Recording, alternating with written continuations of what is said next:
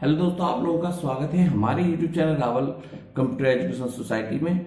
दोस्तों, आज की जो हमारी क्लास होगी, हम इस क्लास में जानेंगे कि पहले समय में कंप्यूटर क्या कार्य किया करता था, अब के समय में क्या कार्य करता है, कंप्यूटर शब्द का एग्जैक्ट अर्थ क्या है, या फिर कंप्यूटर शब्द का ओरिजिन कहाँ से हुआ। ठीक है, तो इस चीज को हम जानेंगे और इसी प्रकार की छोटी छोटी नॉलेज को हम गेन करते हुए क्लास का रूप भी बढ़ाते चले जाएंगे और जो आपका ट्रिपल सी के अंदर जितना भी सिलेबस आता है उसको हम पूरा कवर करेंगे।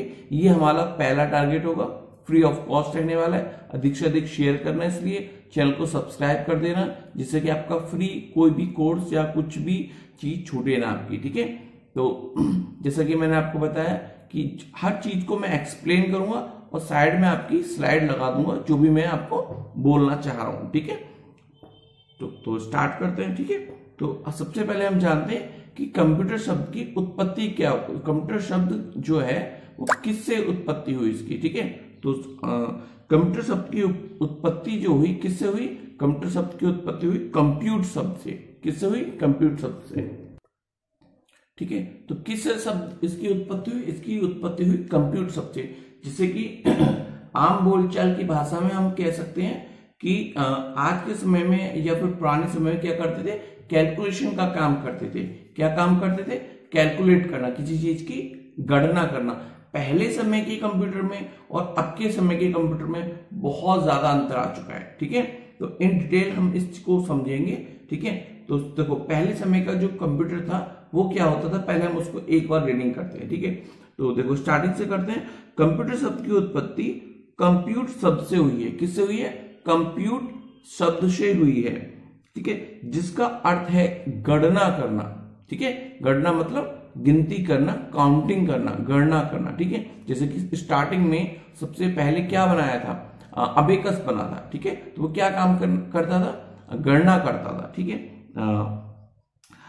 बोलचाल की भाषा में इसे कैलकुलेटिंग डिवाइस माना जाता है। ठीक है, कब माना जाता था, पहले। अब तो भाई साहब मल्टी टास्क परफॉर्म करता है ये, बस मतलब हम सोच नहीं सकते, कह सकते हैं मैजिक बॉक्स है एक। ठीक है, क्या काम करता था पहले, कैलकुलेटिंग डिवाइस माना जाता था।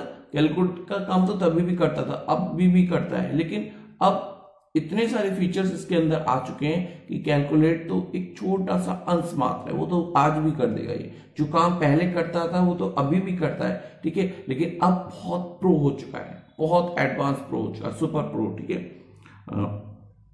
डिवाइस माना जाता था जो अर्थमेटिकल, वही जो मैंने बताया आपको, कैलकुलेशन करना, अर्थमेटिकल और लॉजिकल ऑपरेशंस को तेजी से करता है। देखो स्लाइड में आपको दो चीजें तो ऑलरेडी अंडरलाइन मिल जाएंगी, डाटा और इंफॉर्मेशन क्या होता है। ठीक है, जो हम अपनी नेक्स्ट क्लास में क्लियर कर लेंगे, लेकिन यहाँ पे मैं दो शब्द बोले, अर्थमेटिकल और लॉजिकल ऑपरेशन। ठीक है, तो देखो कभी भी मैं परिभाषा पढ़ाऊंगा तो उसका इन डेप्थ मैं आपको बताऊंगा भी कि भाई इसका एक्चुअल मीनिंग क्या है। ठीक है, तो मैं आपको अगली जो वीडियो होगी उसमें आपको अर्थमेटिकल और लॉजिकल ये ऑपरेशन जो दोनों है वो आखिरकार इनमें अंतर क्या है। ठीक है, अर्थमेटिकल कैलकुलेशन हो गया, लॉजिकल जो भी लॉजिक लगा के ये काम करता था। तो पहले समय में क्या करता था, छोटे छोटे लॉजिक लगाता था, उसके ऊपर मैं आपको बताऊंगा। पहले ही बता रहा हूं, आज तो बहुत बड़ी चीजें कर देता है, लेकिन पहले समय में क्या करता था, छोटे छोटे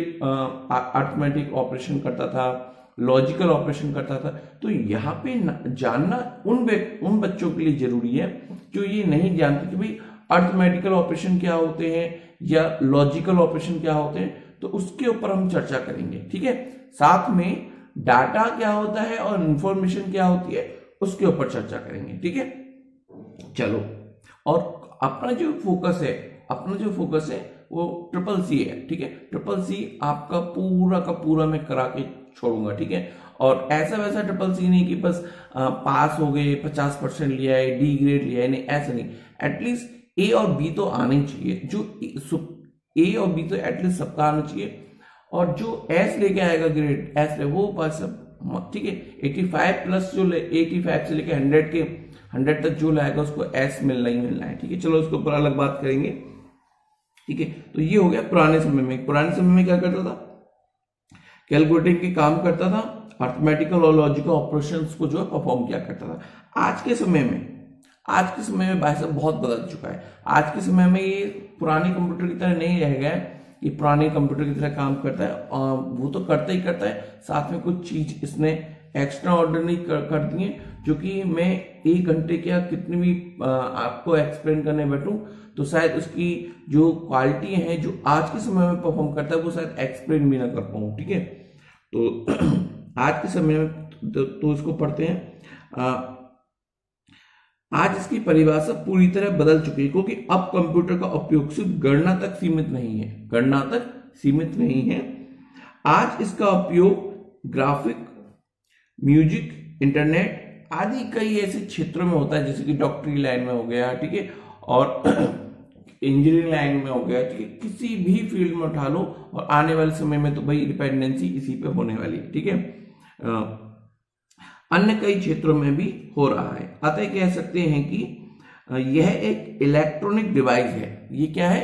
एक इलेक्ट्रॉनिक डिवाइस है। देखो इलेक्ट्रॉनिक डिवाइस क्यों है, सबसे पहले ही इसलिए मैंने बताया था।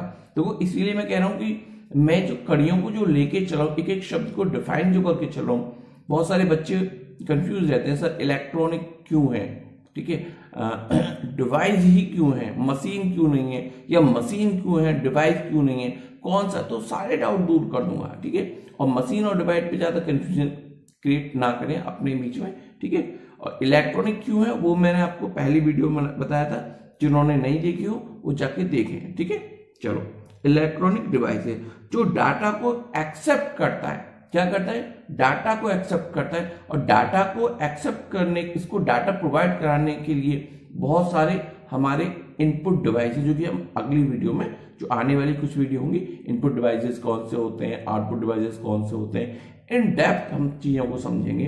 जो इन डेप्थ का मतलब उतना डेप्थ में जितना CCC में कवर हो जाए। ठीक है, ग्राफिक, इंटरनेट, ये सब हो गया इलेक्ट्रॉनिक डिवाइस जो डाटा को क्या करता है, एक्सेप्ट करता है, और एक विस्तृत स्टेप बाय स्टेप, मतलब एक लंबे प्रोसेस, विस्तृत मतलब लंबा प्रोसेस। ठीक है, तो क्या करता है, विस्तृत स्टेप, एक विस्तृत स्टेप बाय स्टेप प्रोसेसिंग, ठीक है, प्रोसेस करता है, चीजों को प्रोसेस करने के बाद उसे इंफॉर्मेशन में बदलता है।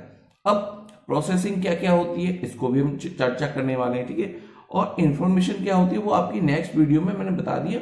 नेक्स्ट वीडियो में डाटा, इंफॉर्मेशन, अर्थमेटिकल और लॉजिकल के ऊपर मैं पढ़ाने वाला हूं, तो नेक्स्ट वीडियो को मिस ना करें। ठीक है, में बदलता है और आउटपुट रिजल्ट प्रस्तुत करता है। ठीक है, तो ये क्या करता है, ये कंप्यूटर करता है। ठीक है, ये कंप्यूटर के हमने शब्द पढ़ लिया, क्या होता है, कहां बना, पुराने समय में कितने काम किया करता था, आज के समय में कितने काम करता है। ठीक है, संक्षेप में इतना सब कुछ हम पढ़ चुके, कैसे कैसे काम करता है ये पढ़ लिया हमने। ठीक है, ये हमारी आवश्यकताओं के अनुसार, हमारी आवश्यकता के अनुसार, देखो समझो, अभी आवश्यकता है मुझे कंप्यूटर को इनपुट देने की, तो मैं टेक्स्ट को टाइप कर सकता हूं, वॉइस से देना चाहूं तो वॉइस से दे सकता हूं।